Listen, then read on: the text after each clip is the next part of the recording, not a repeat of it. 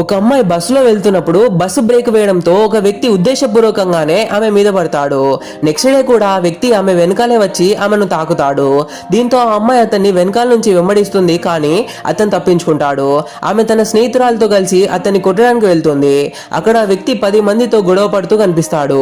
అతన్ని మనం ఏం చేయలేమని ఆమె స్నేహితురాలు చెప్తుంది. అయినా ఆ అమ్మాయి అతన్ని వెతుకుతూ వెళ్తుంది. ఒక చోట ఎవరో అతన్ని కొట్టి వెళ్ళిపోతారు.